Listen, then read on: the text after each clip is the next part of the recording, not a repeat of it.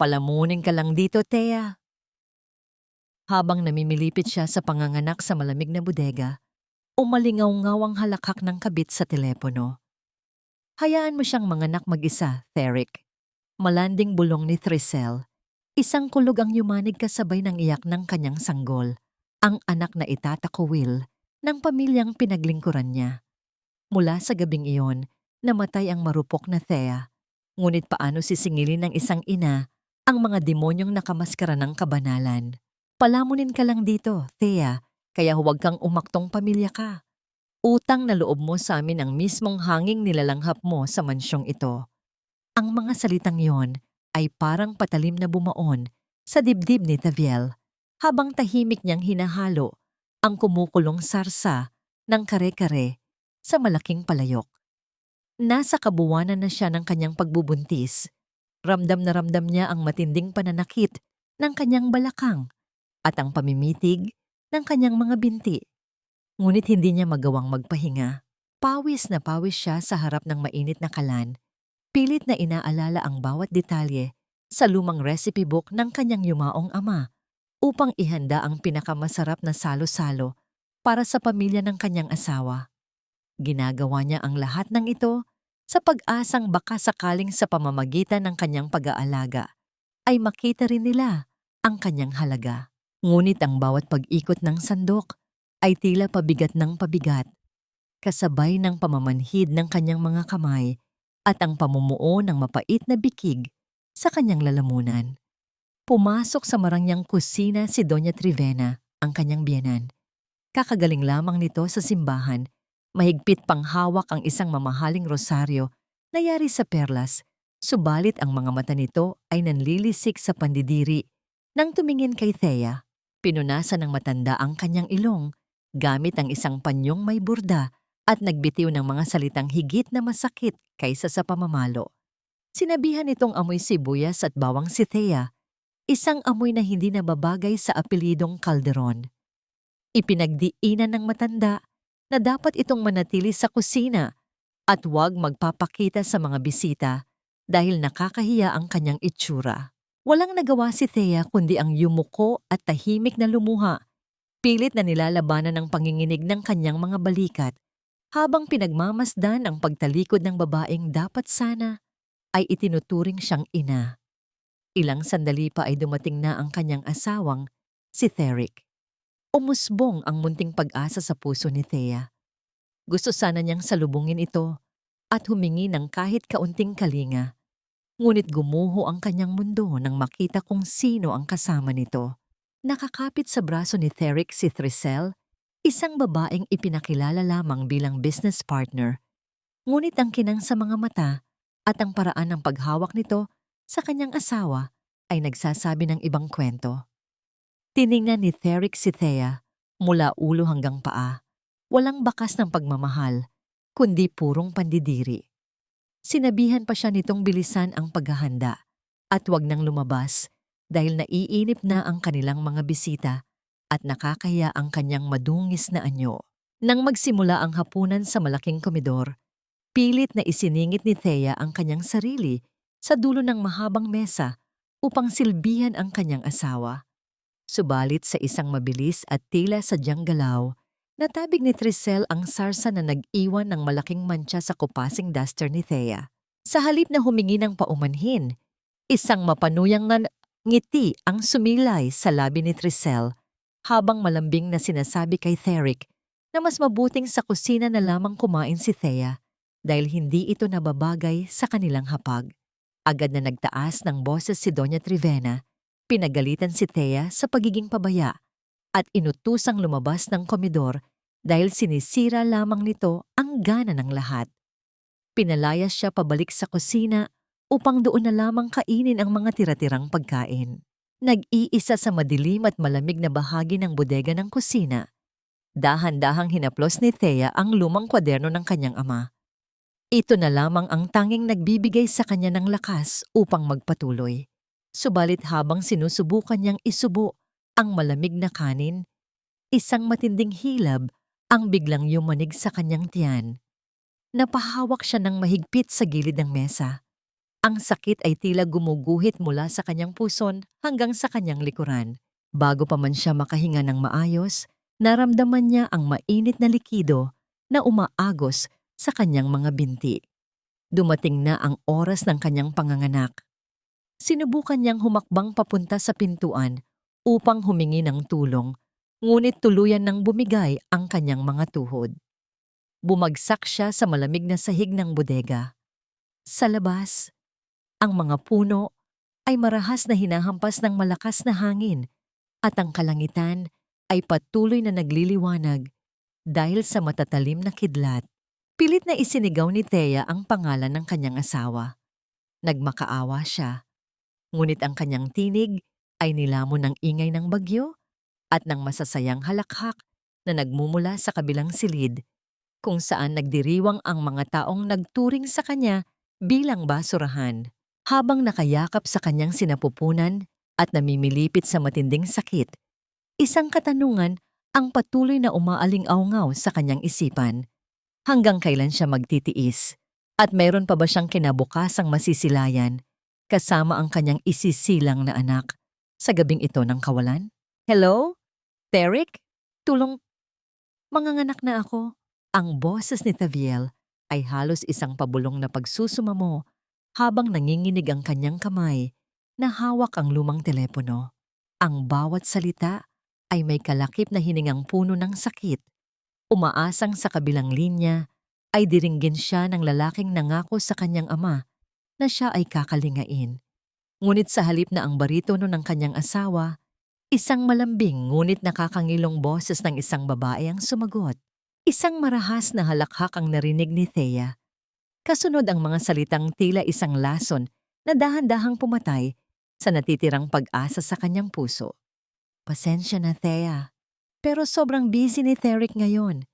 Katatapos lang namin mag-celebrate at alam mo na pagod siya sa piling ko. Wika ni Thericel na may kasamang mali siya sa bawat kataga. Huwag mo na kaming gambalain. Tutal, sanay ka naman mag-isa, di ba? Kasunod nito ay ang katahimikan ng naputol na linya na tila isang hudyat ng tuluyang pagtalikod ng kanyang asawa sa gitna ng kanyang pinakamabigat na pangangailangan. Ang teleponong hawak ni Thea ay dahan-dahang nalaglag mula sa kanyang nanginginig na kamay, tumama sa malamig na semento nang walang pag-aalinlangan, kasabay ng pagtulo ng kanyang mga luha na hindi na niya mapigilan. Sa gitna ng madilim na bodega, habang ang paligid ay binabalot ng tunog ng nagngangalit na hangin na humahampas sa mga dingding, mag-isang hinarap ni Thea ang pinakamalaking himala at hapdi ng kanyang buhay. Walang kamay na humahawak sa kanya, walang boses na nagpapalakas ng loob. Ang bawat pintig ng kanyang sinapupunan ay tila isang paalala ng kanyang kalunos-lunos na kalagayan. Sa huling lakas na nanggagaling sa kanyang pagiging ina, iniluwal niya ang isang sanggol. Ang mahinang tinig ng yak ng bata ay tila isang munting liwanag sa gitna ng malupit na kadiliman, isang buhay na sumibol sa isang lugar na puno ng kapabayaan. Yakap-yakap ang maliit na nilalang na binalot lamang niya ng kanyang sariling duster. Naramdaman ni Thea ang init ng balat ng kanyang anak, ang tanging bagay na nagpapatunay na hindi siya tuluyang iniwan ng Diyos. Ngunit ang munting katahimikang iyon ay agad na binasag ng marahas na pagbukas ng pinto. Pumasok si Doña Trivena na ang muka ay puno ng puot at pagkamuhi. Wala itong bakas ng awa para sa duguang manugang at sa bagong silang na apo. Sa halip, itinapon nito sa harapan ni Thea ang isang gintong hikaw. Magnanakaw? Pati ba naman ang alahas ko ay kukunin mo para lang may maipanggastos sa pamilya mong pulubi? Ang boses ng matanda ay tila isang hagupit ng latigo, puno ng pandidiri. Kahit gaano pa man magmakaawa si Thea, kahit anong pagpapaliwanag na wala siyang kinalaman sa nawawalang alahas, ang hatol ay nagawa na. Ang lahat ng ito ay isang malupit na palabas upang tuluyan na siyang mabura sa buhay ng mga kalderon. Sa gitna ng malakas na buhos ng ulan at matatalim na kidlat na gumuguhit sa kalangitan, kinaladkad si Thea palabas ng mansyon. Walang sapatos, walang sapat na saplot, Tanging ang kanyang sanggol lamang ang hawak niya ng buong higpit. Ang malaking gate ng mansyon ay isinara nang may pinalidad, isang harang na hindi na muling magbubukas para sa kanya. Nakatayo si Thea sa gitna ng kalsada, basang-basa, habang ang lamig ng gabi ay tila nanunuot sa kanyang mga buto. Pinagmasdan niya ang marangyang tahanan na dati niyang itinuring na kanlungan, ngunit ngayon ay isa na lamang itong monumento ng kanyang pagkawasak. Habang ang bawat butil ng ulan ay humahampas sa kanyang balat, isang katanungan ang pabalik-balik na kumakatok sa kanyang isipan. Saan siya pupunta sa gitna ng bagyong ito? At paano niya pananatilihing buhay ang munting anghel na kanyang yakap-yakap kung ang buong mundo ay tila nagkaisa na siyang saktan? Nasilayan ni Taviel ang maputing kisame na tila isang blangkong pahina ng kanyang buhay, malayo sa madilim na bodega at malupit na ulan na huling alaala niya. Ang hangin ay amoy gamot at kalinisan, isang paligid na hindi niya nakasanayan sa loob ng mansyon ng mga kalderon. Ramdam niya ang matinding panghihina ng kanyang katawan. Ang bawat bahagi ng kanyang kalamnan ay tila binugbog ng nakaraang gabi. Sa tabi ng kanyang higaan, nakita niya ang isang maliit na kahon na yari sa salamin. Doon, sa gitna ng mga tubo at liwanag, ay nakahiga ang kanyang anak, si Baby Tala. Ang munting dibdib nito ay mabilis na gumagalaw, isang patunay na kahit gaano man kalupit ang mundo, pinili ng batang ito na manatili sa piling ng kanyang ina. Isang lalaki ang dahan-dahang pumasok sa silid. Hindi siya pamilyar kay Thea, subalit ang kanyang pagkilos ay puno ng respeto at katahimikan. Siya si Attorney Tamiel Lucero. Nanatili siyang nakatayo sa may pintuan, hindi lumalapit ng husto upang bigyan si Thea ng puwang na makahinga. Sinabi niya sa mahinahong paraan na siya ay isang kaibigan ng yumaong ama ni Thea. At narito siya dahil sa isang lumang pangako na hindi niya kailanman nalimutan. Ngunit sa sandaling binanggit ni Tamiel ang tungkol sa pagtulong at ang utang na loob niya sa pamilya Alvarado, marahas na napahawak si Thea sa kanyang kumot. Ang salitang utang na loob ay tila isang matalim na kutsilyo na humihiwa sa kanyang sugatang puso. Please, Attorney Tamiel, huwag niyo nang banggitin ang tungkol sa utang na loob. Pabulong na wika ni Thea, habang ang kanyang boses ay nanginginig sa pagitan ng pagod at galit. Iyan ang salitang naging tanikala ko sa loob ng mahabang panahon. Iyan ang ginamit nilang dahilan para tapakan ang pagkatao ko. Kung tutulungan niyo ako dahil lamang sa obligasyon, mas mabuting hayaan niyo na lang kaming mamatay ng anak ko. Ang kanyang mga mata ay puno ng pait at kahihiyan. Ayaw na niyang maging pasanin ng kahit sino. Ayaw na niyang maramdaman na ang kanyang buhay ay pag-aari ng iba dahil lamang sa isang pabor na kailangang bayaran. Subalit ang realidad ay mas malupit kaysa sa kanyang paninindigan. Dumating ang doktor at ipinaliwanag ang kalagayan ni Baby Tala. Mayroong mahinang kondisyon sa puso ang bata. Isang congenital heart condition na nangangailangan ng masusing pag-aalaga at mamahaling gamot. Sa bawat salita ng doktor, naramdaman ni Thea ang muling pagguho ng kanyang mundo. Paano niya bubuhayin ang anak niya kung wala siyang kahit isang kusing? Paano niya mapoprotektahan ang munting anghel na ito kung ang tanging dala niya ay ang kanyang wasak na dignidad? Napayuko si Thea. Ang kanyang mga kamay ay nanginginig sa ibabaw ng kanyang kandungan. Sa gitna ng kanyang pananahimik at pagtulo ng luha, dahan-dahang lumapit si Tamiel. Hindi siya nagsalita ng anumang pampalubag loob. Sa halip, inilapag niya ang isang umuusok na tasa ng kape sa maliit na lamesa sa tabi ni Thea. Ang init na nagmumula sa tasa ay tila isang tahimik na pag-alalay, isang paraan ng pagsasabing nauunawaan niya ang bigat ng dinadala nito nang hindi kailangang gumamit ng mga mapanlinlang na salita. Hinayaan niya lang si Thea na umiyak hanggang sa maubos ang lahat ng sakit, habang siya ay nananatiling bantay sa isang sulok. Handang sumalo, ngunit hindi nangingialam. Bago lumipas ang araw, iniabot ni Tamiel ang isang maliit na sobre at isang bus ticket papuntang Maynila. Hindi ito isang malaking halaga na magpaparamdam kay Thea ng bagong pagkakautang, kundi sapat lamang na puhunan upang makapagsimula siyang muli sa malayo. Sa loob ng sobre ay may kasamang address ng isang lugar kung saan maaari siyang tumuloy ng pansamantala. Nagpasalamat si Thea ng may halong pait, isang sumpa sa kanyang sarili na ito na ang huling pagkakataon na tatanggap siya ng tulong mula sa ibang tao. Bitbit ang kanyang anak at ang natitirang pirasong alaala ng kanyang ama, tinahak ni Thea ang daan patungo sa isang lungsod na wala siyang kakilala. Pagbaba niya sa terminal ng bus sa Maynila, agad siyang sinalubong ng nakakabinging ingay ng mga sasakyan at ang nag-uumpugang balikat ng mga taong nagmamadali.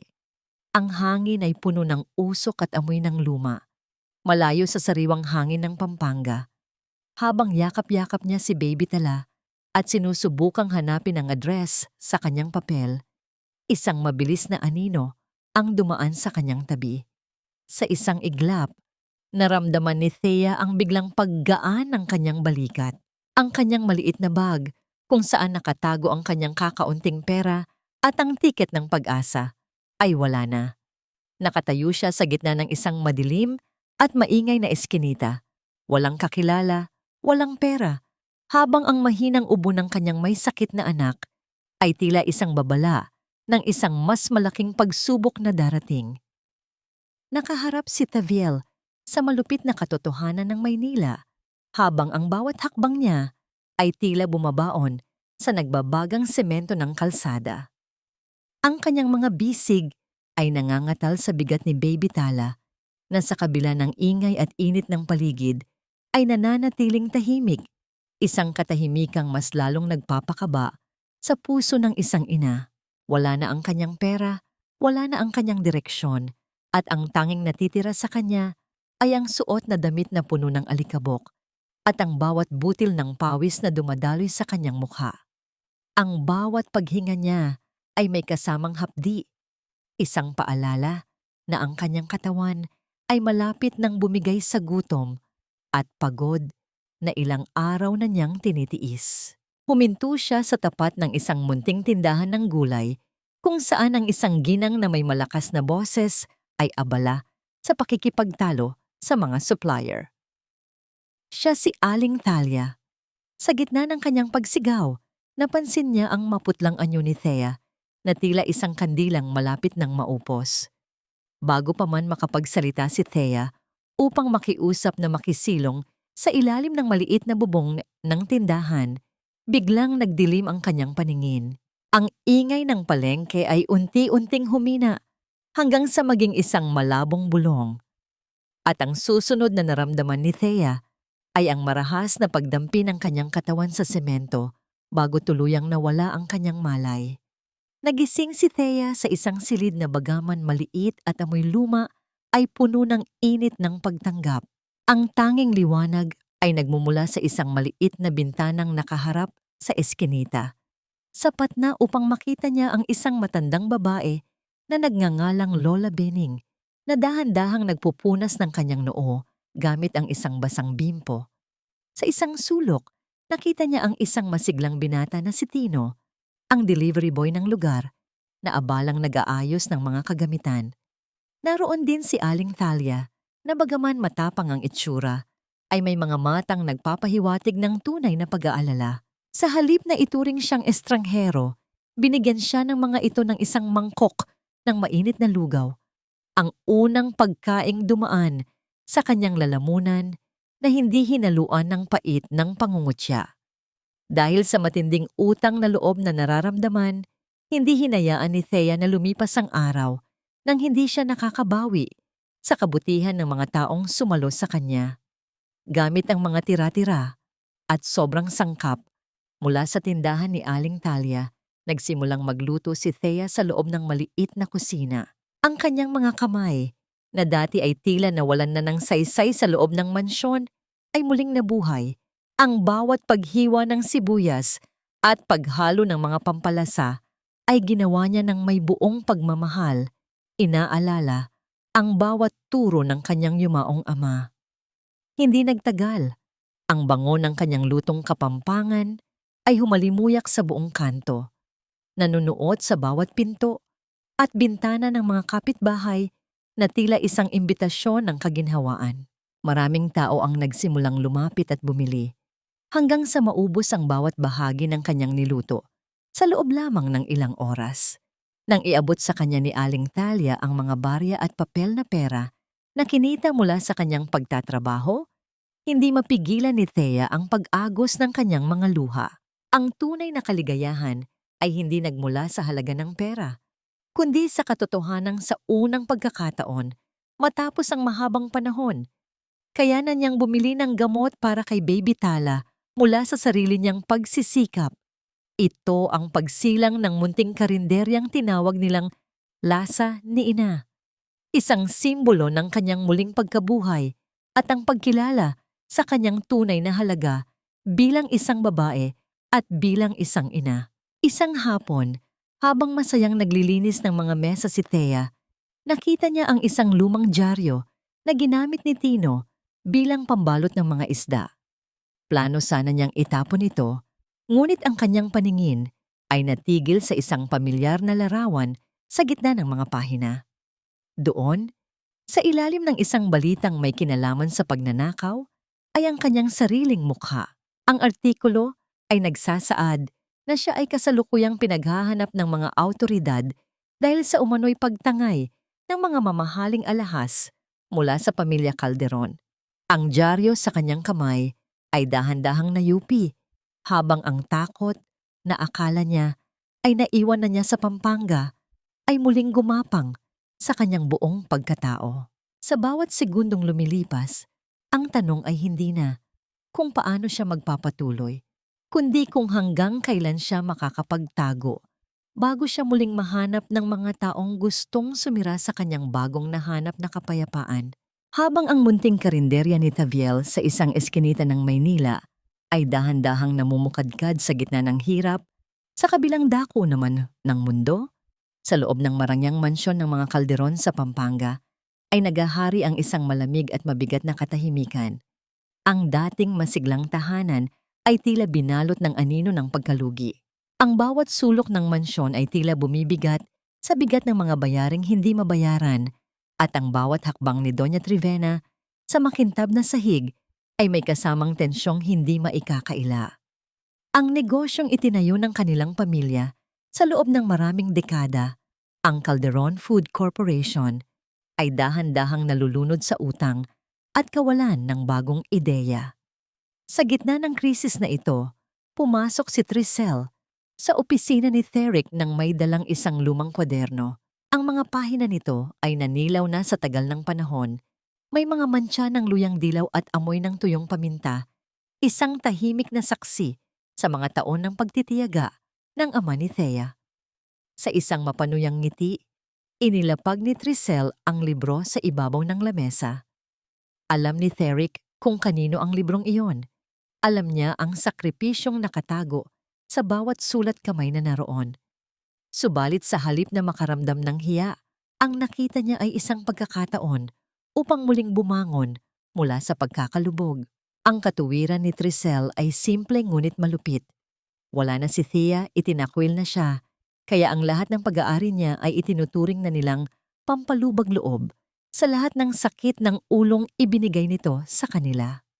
Pumasok si Doña Trivena at agad na nakuha ng amoy ng lumang papel ang kanyang atensyon. Sa halip na kondinahin ang pagnanakaw, isang mapait na tawa ang kumawala sa kanyang mga labi. Pinuri pa niya si Tricel sa pagiging matalino at maparaan. Para sa matanda, ang katapatan ay para lamang sa mga mahihirap, at ang mga taong tulad nila ay kailangang gawin ang lahat upang mapanatili ang kanilang kapangyarihan. Sa kanilang mga mata, ang recipe book na yon ay hindi lamang isang koleksyon ng mga pagkain, kundi isang susi para sa kanilang kaligtasan. Pinag-usapan nila ang plano ng walang anumang bahid ng konsensya. Tila ba ang pagnanakaw ng dangal ng isang namayapang tao ay isang karaniwang transaksyon lamang. Upang mas mapalaki ang kikitain, Iminungkahi ni Trisel na palitan ng ilang mahahalagang sangkap ng mga mas murang alternatibo. Ang mga sariwang karne ay papalitan ng mga tira-tira at ang mga natural na pampalasa ay papalitan ng mga kemikal na magbibigay ng parehong lasa sa mas mababang halaga. Alam ni Therick na mapanganib ang kanilang gagawin, subalit ang kislap ng salapi sa kanyang mga mata ay mas matindi kaysa sa takot sa anumang batas. Ang kanilang kasakiman ay tila isang lason na dahan-dahang nanunuot sa bawat bahagi ng kanilang plano, isang desisyong magdadala sa kanila sa tuktok. Subalit may dalang sumpa na hindi nila inaasahan. Ilang linggo ang lumipas, isang malaking pagdiriwang ang naganap sa telebisyon. Nakasuot ng isang mamahaling puting damit si Trisel, nakangiti sa harap ng maraming kamera habang ipinapakilala ang kanilang bagong produkto. Ipinagmalaki niya sa buong bansa na ang mga recipe na ito ay nagmula sa kanyang sariling pamilya, isang tradisyon na matagal na niyang itinatago at ngayon ay ibinabahagi na niya sa mundo. Ang bawat salitang lumalabas sa kanyang bibig ay isang malaking kasinungalingan, isang paglapastangan sa alaala ng isang taong hindi na makapagtanggol sa sarili. Sa bawat palakpak ng mga tao, ang kanyang mukha ay puno ng pagmamayabang. Tila ba ang tagumpay na binuo sa kasinungalingan ay isang bagay na dapat ipagdiwang. Sa Maynila, sa loob ng maliit at mainit na karinderya ng lasa ni Ina, nakatayo si Taviel sa harap ng isang maliit na telebisyon na nakasabit sa dingding. Kasalukuyan niyang pinupunasan ang isang basong gagamitin ng customer nang bigla siyang matigilan. Nakita niya ang pamilyar na disenyo ng kwaderno sa background ng balita. Nakita niya ang bawat linya ng sulat kamay ng kanyang ama na pilit na ipinapakita bilang likha ng ibang tao. Ang baso sa kanyang kamay ay dahan-dahang lumuwag hanggang sa ito ay bumagsak at humalik sa sahig, nagkadurog-durog sa libo-libong piraso na kumikinang sa ilalim ng ilaw. Ang kanyang puso ay tila isang tambol na nagbababala ng panganib, habang ang galit na matagal na niyang pilit na pinapatulog ay unti-unting nagigising. Isang apoy na handang tumupok sa lahat ng kasinungalingang itinayo ng mga taong sumira sa kanyang buhay. Nanatiling nakatitig si Taviel sa nagdidilim na screen ng telebisyon kahit matagal na itong namatay. Tila ba doon ay mababasa niya ang kasagutan sa kawalang katarungang kinalalagyan niya. Ang bawat bahagi ng kanyang katawan ay nangangalit sa matinding panginginig. Isang panginginig na hindi dala ng lamig, kundi ng isang puot na matagal na niyang pilit na ibinabaon sa limot. Ang bawat titik ng sulat kamay ng kanyang ama na nakita niya sa screen ay tila mga buhay na saksi na sumisigaw ng saklolo mula sa kamay ng mga magnanakaw. Ang kanyang mga kamao ay nakakuyom ng mahigpit hanggang sa bumaon ang kanyang mga kuko sa palad. Isang hapdi na hindi man lang niya naramdaman dahil sa mas matinding sakit na nananahan sa kanyang kaluluwa. Isang dahan-dahang pagbukas ng pinto ang nagpabalik sa kanya sa realidad. Pumasok si Attorney Tamiel Lucero. Ang kanyang mga mata ay puno ng isang uri ng pag-unawa na hindi na nangangailangan ng mga salita. Hindi ito ang unang pagkakataon na naroon siya sa paligid, subalit ngayon lamang siya nagpakita ng diretso sa gitna ng ganitong kaguluhan. Inamin ni Tamiel na siya ang misteryosong customer na laging nagpapabili ng maraming pagkain kay Tino upang suportahan ang maliit na karinderya ni Thea nang hindi ito nakakaramdam ng anumang bigat ng loob. Lumapit siya ng kaunti, sapat lamang upang maramdaman ni Thea ang init ng kanyang presensya. Isang uri ng katahimikang nagbibigay ng seguridad sa gitna ng nagngangalit na bagyo ng emosyon. I know you're hurting, Thea, at alam ko ring gusto mong bawiin ang dangal ng papa mo. Mahinahong wika ni Tamiel habang ang kanyang boses ay tila isang haplos sa sugatang puso ni Thea. Hindi mo kailangang gawin ito ng mag-isa. Tutulungan kita. Hindi dahil kailangan mo akong bayaran balang araw, kundi dahil gusto kong makita kang muling nakatayo ng may dangal. Let's do this as friends, okay? Ang mga salitang yon ay tila isang mitya na nagpaalab sa natitirang tapang sa loob ni Thea. Sa unang pagkakataon, matapos ang mahabang panahon, hindi na siya tumingin sa ibaba. Tumingala siya at sinalubong ang mga mata ni Tamiel, isang tahimik na kasunduan na hinding-hindi na siya muling magpapaapi. Nagsimulang kumalat ang balita tungkol sa lasa ni Ina sa malawak na mundo ng internet. Sa tulong ni Tamiel at ng kanyang mga kaibigan sa eskinita, pinalawak ni Thea ang kanyang serbisyo. Ang bawat pagkaing inihahanda niya ay may kalakip na kwento ng kanyang ama. Isang lasang hindi kailanman mapapantayan ng anumang kemikal o murang alternatibo. Dinumog ang kanyang munting pwesto ng mga taong naghahanap ng tunay na pagkalinga sa bawat kagat. Habang lumalago ang kanyang negosyo, unti-unti ring naghihilom ang mga sugat sa kanyang kalooban, kasabay ng bawat tawa ni Baby Tala na tila isang himig ng tagumpay sa gitna ng kahirapan. Isang gabi, habang ang buong paligid ay balot na ng katahimikan at tanging ang mahinang liwanag ng bumbilya sa kusina ang nagsisilbing tanglaw, tahimik na nagtatrabaho si Thea. Naroon si Tamiel, hindi bilang isang abogado, kundi bilang isang kasama na walang sawang tumutulong sa paghahanda ng mga sangkap. Ang pagdikit ng kanilang mga balikat habang magkasabayan silang naghihiwa ng mga gulay ay nagdulot ng isang kakaibang init sa dibdib ni Thea, isang damdaming matagal na niyang kinalimutan.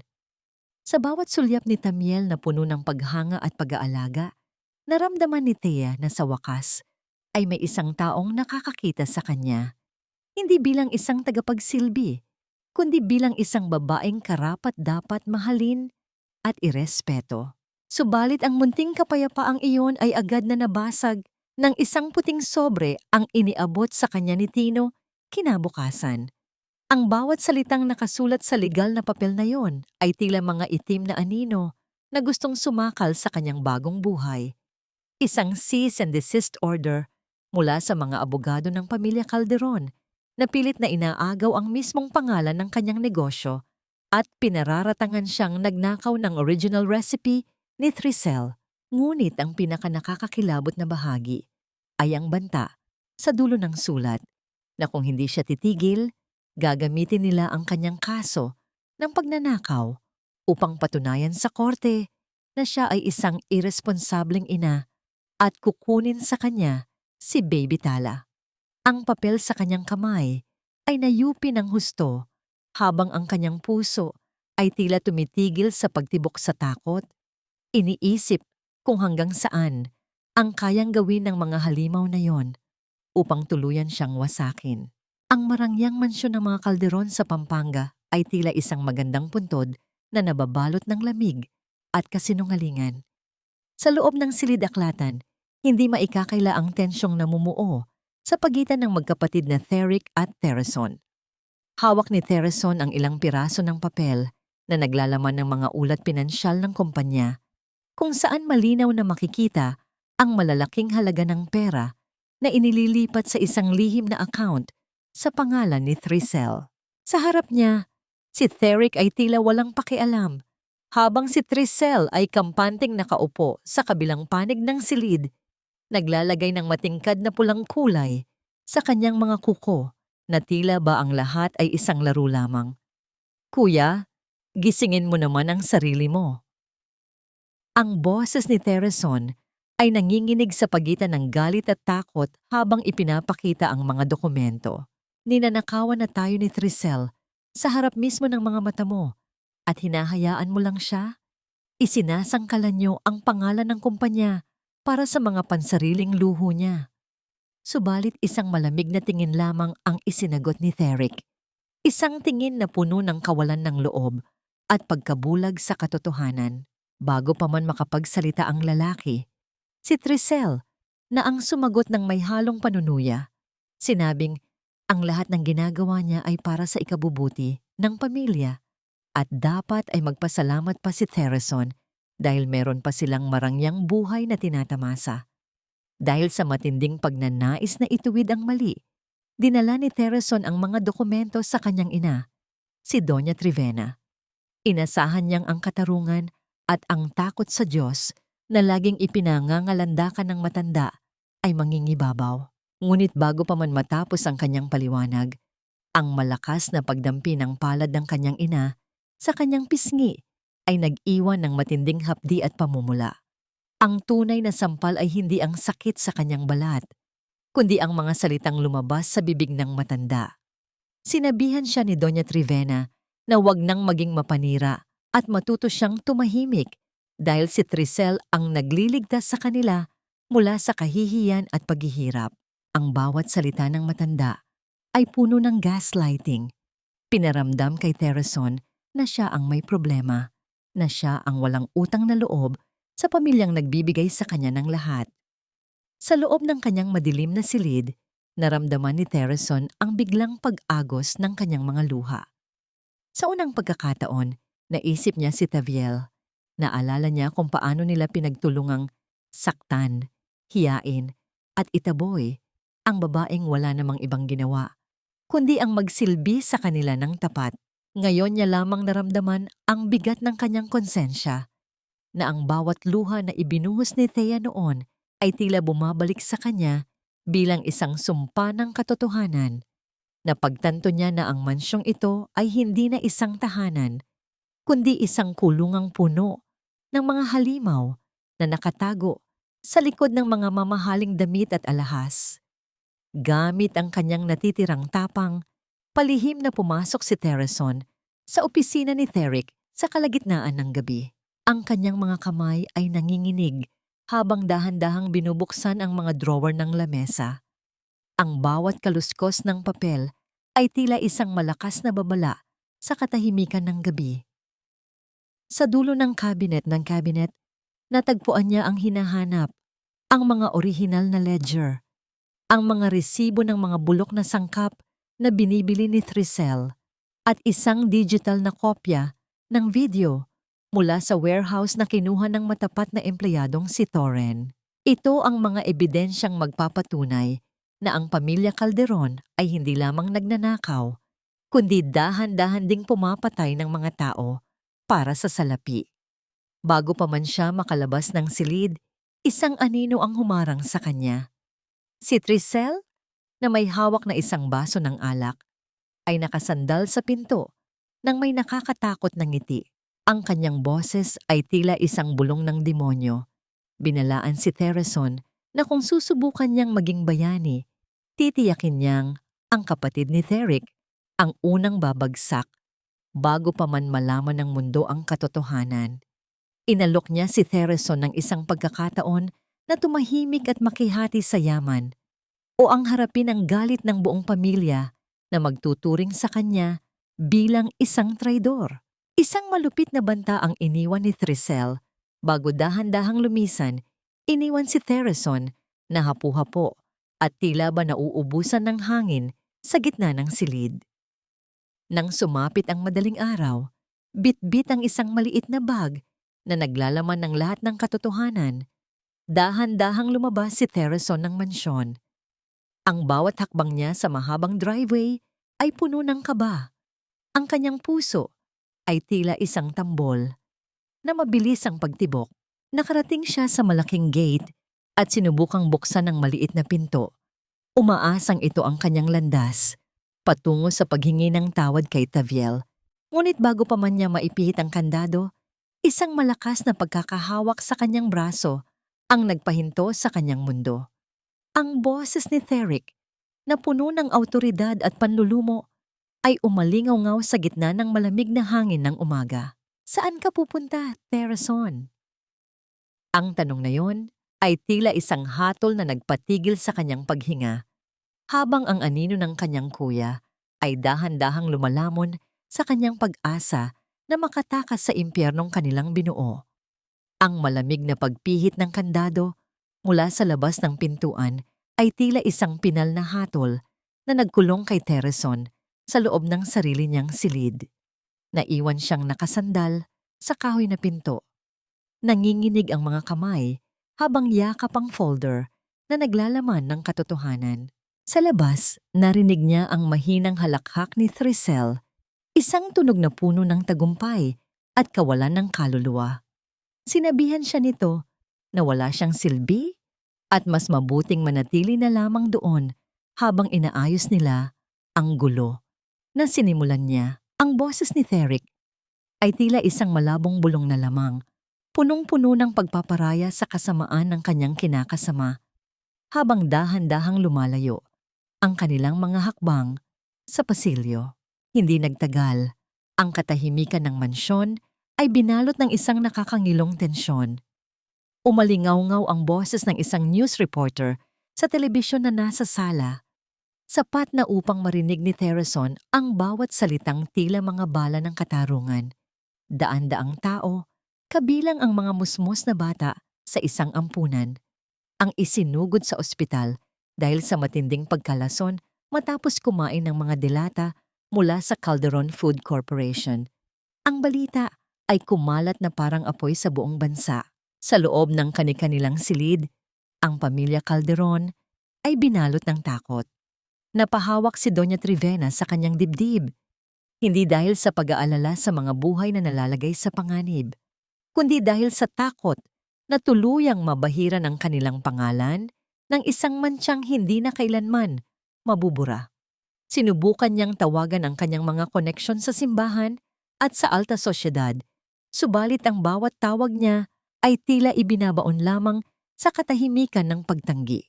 Sa gitna ng kaguluhang ito, nagsimulang magsisihan sina Therick at Trisel. Sa isang panayam sa telebisyon, pinalabas ni Trisel na biktima lamang ang kanilang pamilya ng pananabutahe at isinisi ang lahat sa mga tamad na manggagawa sa warehouse.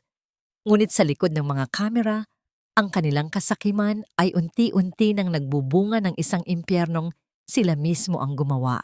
Ang bawat salita ng pagtatanggol ni Trisel ay tila lalong nagpapakulo sa galit ng publiko, habang si Therick ay nanatiling tikom ang bibig, isang duwag na nagtatago sa anino ng kanyang ina at ni Trisel. Sa kabilang banda, sa loob ng maliit na karinderya ng lasa ni Ina sa Maynila, nanonood si Taviel sa balita, habang ang kanyang puso ay tila pinipiga sa awa. Hindi siya nakaramdam ng katuwaan sa pagbagsak ng mga taong sumira sa kanya. Ang tanging nakikita niya ay ang mga larawan ng mga batang nahihirapan sa loob ng mga siksikang ospital. Ang kanyang mga mata ay napuno ng luha, hindi dahil sa nakaraan, kundi dahil sa kasalukuyang pait na nararanasan ng mga inosente. Agad siyang tumingin kay Tamiel, na noon ay tahimik na nakatayo sa kanyang tabi. Sinabi ni Thea na hindi siya maaaring manatiling nanonood lamang. Kailangan niyang magluto. Kailangan niyang magbigay ng pagkaing malinis, ligtas, at puno ng pagmamahal para sa mga biktima. Nagsimula ang puspusang pagluluto sa lasa ni Ina. Ang amoy ng mainit na lugaw na may luya at sariwang manok ay humahalimuyak sa buong eskinita, nagdadala ng mensahe ng pag-asa. Sa loob ng ilang oras, ang karinderya ay naging isang sentro ng bayanihan. Si Tino ay abala sa pag-aayos ng mga sisidlan, habang si Lola Benning at Talia ay tumutulong sa pagbabalot. Sa gitna ng pagmamadali at init ng kusina, naramdaman ni Thea ang isang malambot na tela na dahan-dahang dumaan sa kanyang noo. Si Tamiel ay naroon, gamit ang sariling panyo upang punasan ang pawis na dumadaloy sa mukha ni Thea. Ang kanilang mga mata ay nagtagpo sa isang maikling sandali, isang sulyap na puno ng pangako at paghanga. Ang haplos ni Tamiel ay tila isang munting pahinga sa gitna ng digmaan, isang pagpapatunay na sa dulo ng lahat ng pagod, may isang taong laging handang sumalo sa kanya. Habang nagpapatuloy ang kanilang pagtulong, isang viral video online ang nakakuha ng atensyon ng lahat. Isang ginang na namatayan ng anak dahil sa pagkalason ang naglabas ng isang video kung saan ipinapakita niya ang orihinal na recipe book na ipinagmamalaki ng pamilya Calderon sa kanilang website. Ang layunin ng video ay ipakita ang kasinungalingan ng pamilya. Nang itapat ang kamera sa isang pahina ng libro upang ipakita ang logo ng kumpanya, biglang napatigil ang mundo ni Thea. Sa gilid ng pahinang yon, nakita niya ang isang pamilyar na disenyo, ang mismong pirma at sulat kamay ng kanyang yumaong ama na ginamit ng pamilya Calderon upang gawing tatak ang kanilang lason. Ang bawat letra ay tila sumisigaw sa kanya mula sa screen, isang paglapastangan na higit pa sa anumang pagnanakaw. Ang recipe ng pagmamahal ng kanyang ama ay ginagamit na ngayon upang pumatay, at ang katotohanan ito ay tila isang huling patalim na tuluyang bumasag sa natitirang pasensya sa puso ni Thea. Tila isang pugad ng mga nagkakagulong bubuyog ang loob ng mansyon ng mga Calderon sa Pampanga, habang ang bawat sulok ay binabalot ng takot at pag-aalinlangan. Sa labas ng tarangkahan, ang mga ilaw mula sa mga kamera ng media ay tila mga matatalim na kidlat na paulit-ulit na tumatama sa pader ng bahay, naghihintay ng anumang pagkakamali.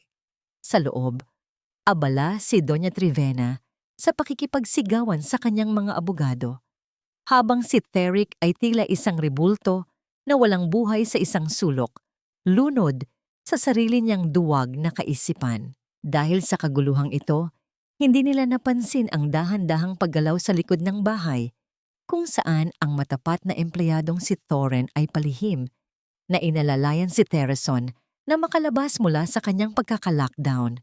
Ang bawat paghakbang nila sa damuhan ay puno ng kaba. Ang bawat kaluskos ng tuyong dahon ay tila isang malakas na babala ng panganib. Hanggang sa tuluyan silang makarating sa labas ng bakod na hindi napapansin ng mga gwardiya. Matapos ang ilang oras na paglalakbay sa gitna ng gabi, nakarating si Tereson sa maingay at masikip na bahagi ng Maynila. Ang kanyang marangyang damit ay puno na ng alikabok, ang kanyang buhok ay tila isang gulugulong hibla ng kanyang sariling pagsisisi. Huminto siya sa tapat ng karinderya ng lasa ni Ina, ang lugar na naging simbolo ng pagsisikap ng babaeng dati nilang minaliit. Pagpasok niya, ang lahat ng mata ng mga customer ay nakatingin sa kanya, puno ng pagtataka at hinala. Nang makita niya si Taviele na abala sa paghahain, ang lahat ng lakas ni Tereson ay tila biglang naglaho. Ang kanyang mga tuhod ay dahan-dahang bumigay hanggang sa siya ay lumuhod sa harap ni Thea. Ang kanyang mga kamay ay nanginginig, habang ang mga luha ay walang tigil na dumadaloy sa kanyang maruming mukha. "Thea, I'm sorry. Sobrang laki ng kasalanan namin sa'yo, lalo na ako." Ang boses ni Tereson ay tila isang basag na himig ng pagpapakumbaba. "Hinihingi ko ang kapatawaran mo, hindi dahil karapat-dapat ako, kundi dahil hindi ko na kaya ang bigat ng katotohanan." Sa bawat salita niya, naramdaman ni Thea ang matinding katahimikan na bumalot sa buong karinderya. Hindi sumigaw si Thea, hindi niya sinampal ang babaeng dati ay kasama sa nagpahirap sa kanya. Sa halip, isang mabigat na buntong hininga ang kumawala sa kanyang dibdib. Isang paghinga na tila naglalabas ng lahat ng pait na itinago niya sa loob ng mahabang panahon.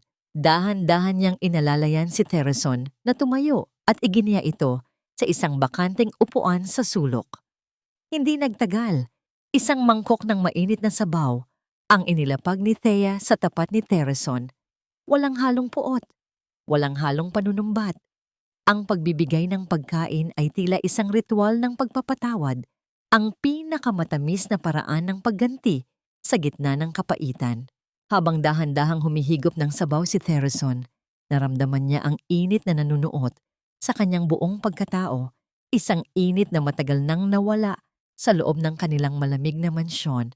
Nang siya ay mahimasmasan, inilabas niya mula sa kanyang bag ang lahat ng dokumentong ninakaw niya, ang mga orihinal na ledger, ang mga resibo ng pekeng sangkap, at ang pinakaimportante sa lahat, ang orihinal na recipe book ng ama ni Thea. Ang bawat paghawak ni Thea sa lumang kwaderno ay puno ng panginginig. Ang bawat pahina na binubuklat niya ay tila isang muling pagkikita nila ng kanyang ama. Hinaplos niya ang bawat sulat kamay na naroon, Nararamdaman ang pagmamahal na nakatago sa bawat recipe. Pumasok si Tamiel sa eksena. Ang kanyang mga mata ay nagtagpo sa mga mata ni Thea, isang tahimik na pagkilala sa bigat ng sandaling iyon. Agad na sinuri ni Tamiel ang mga dokumento at napatunayan na mayroon na silang sapat na ebidensya upang tuluyang pabagsakin ang pamilya Calderon. Ang katarungan ay malapit na. Hindi na ito isang malabong pangarap, kundi isang katotohanang dahan-dahan nang nabubuo sa harap nila. Subalit sa gitna ng kanilang paghahanda, isang mahalagang balita ang dumating. Ang pamilya Calderon, sa huling pagtatangka na linisin ang kanilang pangalan, ay magdaraos ng isang grand culinary gala sa isang malaking hotel sa Maynila. Isang event ito na dadaluhan ng mga pinakasikat na kritiko at mga opisyal ng gobyerno. Inimbitahan nila ang buong media upang saksihan ang pagpapatunay na ang kanilang kumpanya ay malinis.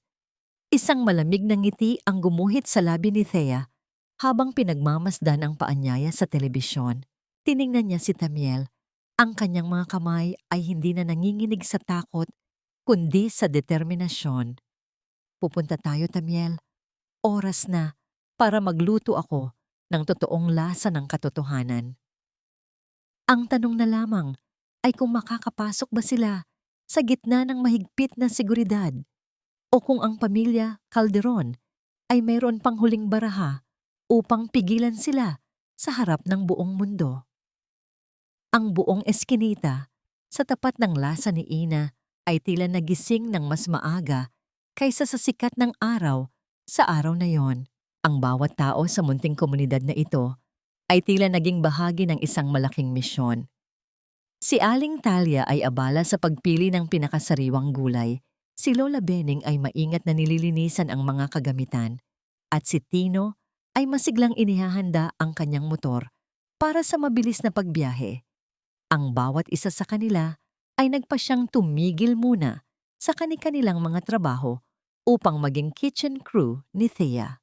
Ang bawat kilos nila ay may dalang mensahe ng pagkakaisa. Isang patunay na ang mga taong pinagkaitan ng yaman ay sila ring may pinakamalalawak na puso pagdating sa pagtulong sa kapwa. Habang pinagmamasdan ni Thea ang kanyang mga kaibigan, naramdaman niya ang isang uri ng kayamanan na hindi kailanman mabubura ng anumang bank account o titulong panlipunan. Dumating si Tamiel na may dalang mga balitang nagpabilis sa pintig ng puso ni Thea.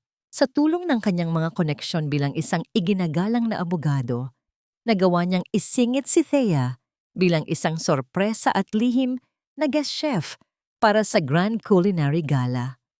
Walang kaalam-alam ang mga Calderon na ang babaeng pilit nilang ibinaon sa limot ay muling lilitaw sa gitna ng kanilang pinakamalaking pagdiriwang. Inabot ni Tamiel ang isang kulay gintong badge kay Thea. Ang kanyang mga mata ay nagpahiwatig ng isang tahimik na paninindigan.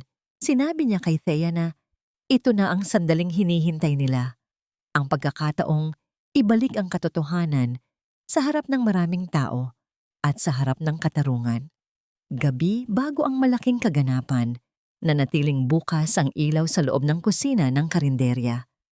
Nakatayo si Thea sa harap ng lamesa, pinagmamasdan ang lumang apron ng kanyang yumaong ama na maingat niyang nilabhan at nirestorasyon. Ang kanyang mga kamay ay bahagyang nanginginig sa tuwing may isip niya ang mukha ni Doña Trivena at Trisel. Paano kung bigo siya?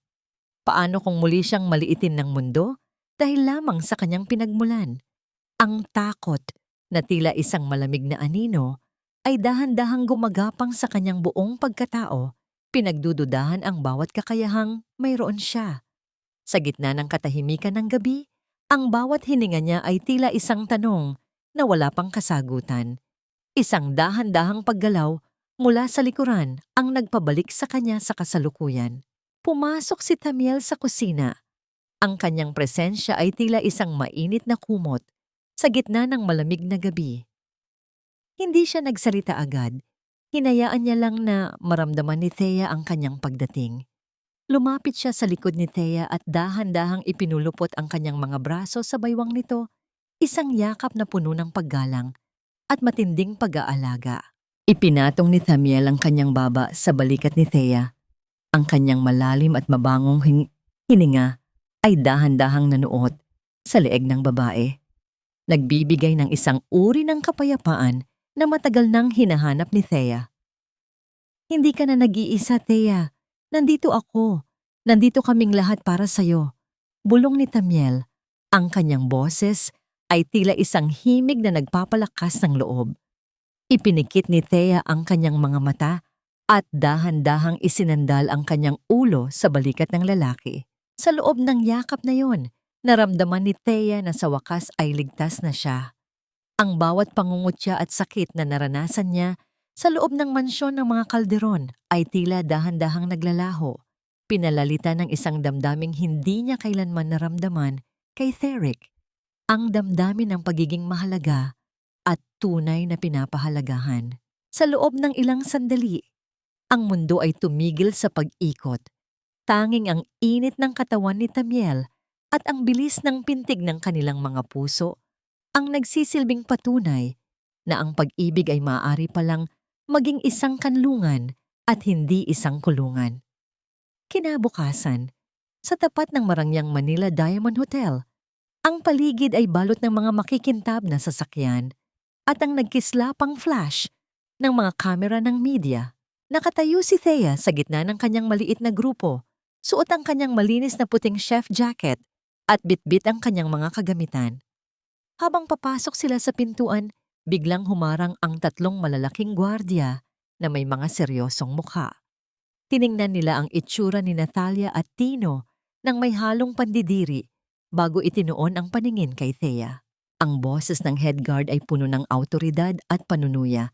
Sinabing may mahigpit na utos mula sa management, partikular na mula kay Miss Tricel, na huwag magpapasok ng sino mang mukhang basurero o walang imbitasyon.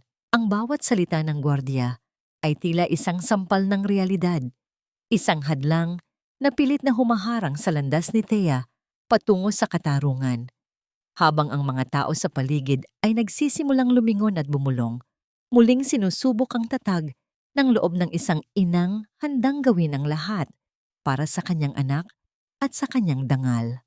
Hindi natinag ang tindig ni Attorney Thamiel Lucero sa harap ng mga gwardiya habang dahan-dahang inilalabas ang isang makintab na VIP pass mula sa bulsa ng kanyang suot na taksido.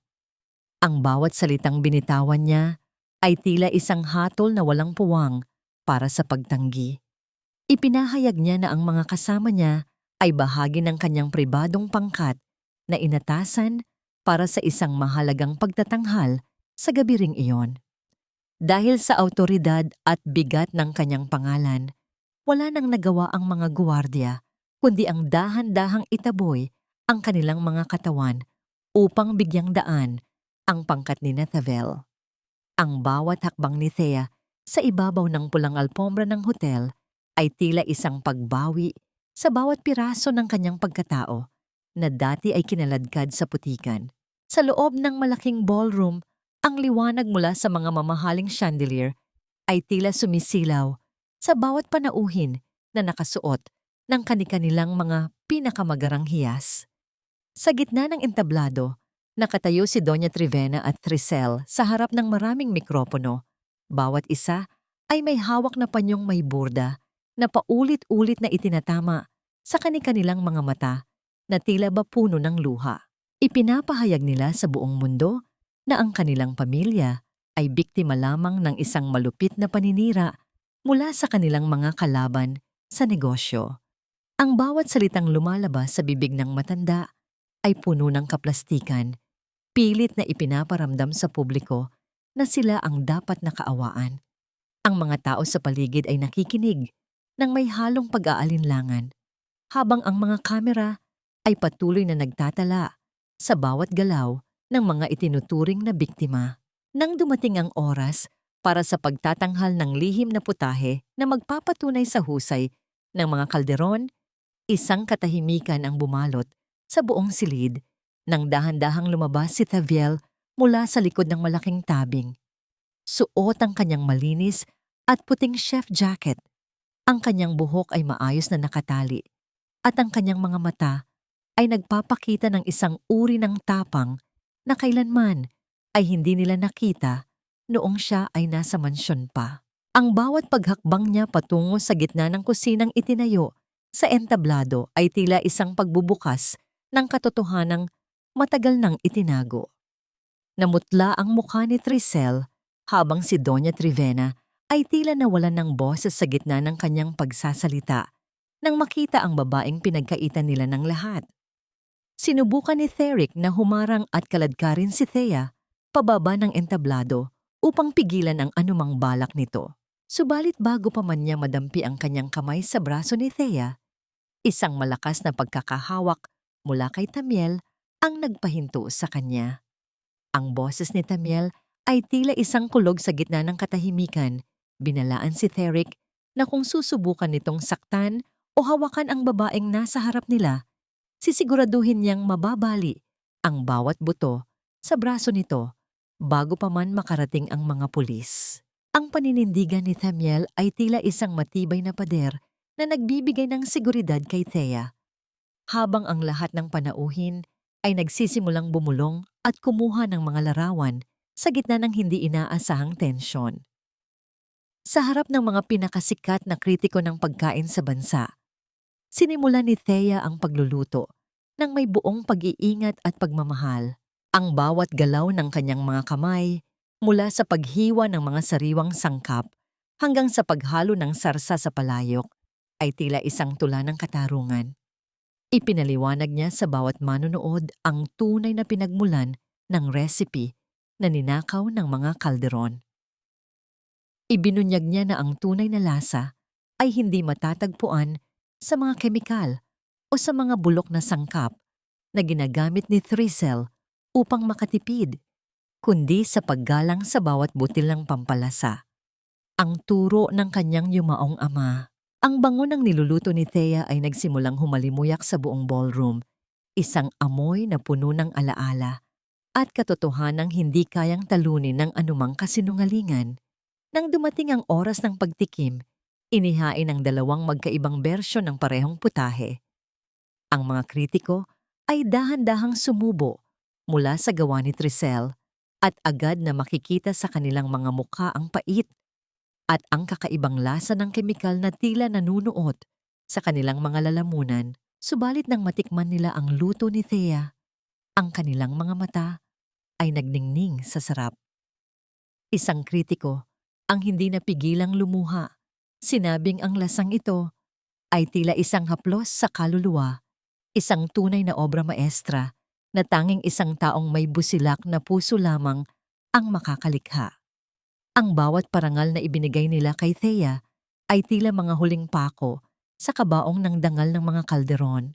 Sumigaw si Doña Trivena sa gitna ng kahihiyan. Tinawag na baliw at impostora si Thea habang sinusubukang itaboy ang mga tao sa paligid. Ang matanda ay tila isang hayop na nasusukol sa isang sulok. Ang kanyang mukha ay puno ng poot at desperasyon. Subalit sa gitna ng kanyang pagsisigaw, biglang tumayo si Tereson mula sa isa sa mga upuan ng panauhin. Dahan-dahan siyang umakyat sa entablado, hawak ang isang mikropono at ang makapal na folder na naglalaman ng lahat ng katotohanan. Tinitigan niya ang kanyang ina nang may halong pighati at paninindigan bago ipahayag sa harap ng lahat na ang pamilya nila ang tunay na mga halimaw at si Thea ang tunay na biktima. Ang bawat salitang binitawan ni Tereson ay tila isang huling hatol na nagpatigil sa mundo ng bawat isa sa loob ng silid. Habang si Thea ay nananatiling nakatayo, ang kanyang puso ay puno ng matinding pighati para sa pamilyang sinira ang kanilang sarili dahil sa kasakiman. Ang boses ni Tereson ay hindi nanginginig sa takot, kundi sa isang uri ng paninindigang ngayon lamang niya nahanap sa loob ng maraming taon. Sa likod niya, ang malaking screen sa entablado ay dahan-dahang napuno ng mga larawan at dokumentong hindi kailanman inakala ng pamilya Calderon na makikita ng publiko. Ang mga kopya ng ledger na nagpapakita ng paglipat ng pondo sa lihim na account ni Tricel, ang mga malilinaw na video ng mga nabubulok na karne na ginagawang delata, at ang bawat resibo ng mga kemikal na nagdulot ng pagkalason sa mga inosenteng bata. Ang katahimikan sa loob ng ballroom ay tila isang mabigat na kumot na bumabalot sa bawat panauhin bago ito napalitan ng mga bulungan ng pagkadismaya at galit. Ang mga flash ng kamera na kanina ay para sa paghanga. Ngayon ay tila mga matatalim na kidlat na tumatama sa bawat sulok ng entablado upang itala ang pagguho ng isang huwad na imperyo. Namutla ang mukha ni Thrissel habang ang kanyang mga mata ay malaki at puno ng gulat, tila isang hayop na nasusukol sa gitna ng maliwanag na ilaw. Sinubukan niyang tumakbo patungo sa likod ng entablado, ngunit ang bawat daanan ay dahan-dahang hinarangan ng mga unipormadong pulis na tinawagan ni Tamiel. Ang marahas na pagpigil sa kanyang mga braso ay naging hudyat ng pagtatapos ng kanyang mga kasinungalingan. Sumigaw siya. Isinisisi ang lahat kay Theric at sa matandang Donya. Ngunit ang kanyang mga tinig ay nilamon lamang ng ingay ng mga taong humihingi ng katarungan. Ang bawat salita ng pagmamakaawa niya ay tila mga tuyong dahon na tinatangay ng hangin, walang saysay at walang nakikinig. Sa gitna ng kaguluhan, dahan-dahang lumapit si Theric kay Thaviel. Ang lalaking dati ay tinitingala ni Thea nang may pagmamahal ay naroroon ngayon sa kanyang harapan.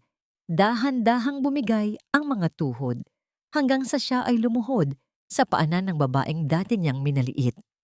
Ang kanyang mamahaling tuksido ay puno na ng pawis at ang kanyang mga mata ay puno ng luha ng desperasyon. Thea, please patawarin mo ako. Asawa mo ako. Ama ako ng anak mo. Huwag mo kaming pabayaan. Bawiin mo ang mga ebidensya para kay Baby Tala. Ang bawat salita ni Theric ay tila isang nakakainsultong biro sa pandinig ni Thea. Tumingin si Thea sa kanya nang walang anumang bahid ng emosyon. Ang kanyang mga mata ay tila dalawang malalim na lawa na puno ng katahimikan pagkatapos ng isang malakas na bagyo. Ang asawa mo, Theric, ay namatay na sa loob ng malamig at madilim na bodega noong gabing bumabagyo. Ang boses ni Thea ay mahinahon, subalit bawat kataga ay may bigat ng isang pinal na hatol. Ang babaeng kaharap mo ngayon ay ang babaeng naglibing sa kanya. Kasama ang lahat ng pangarap na sinira niyo. Ang anak ko ay mayroon ng ama sa puso ng mga taong tunay na nagmamahal sa kanya at hinding-hindi ko hahayaang marumihan mo ang kanyang buhay ng iyong kaduwagan. Tumalikod si Thea ng walang pag-aalinlangan. Iniiwan ng lalaking dati niyang itinuring na mundo na ngayon ay isa na lamang anino sa kanyang nakaraan. Sa kabilang dako, si Doña Trivena ay dahan-dahang napaupo sa sahig. Ang kanyang kamay ay nakahawak sa kanyang dibdib habang ang kanyang mga mata ay nakatitig sa kawalan.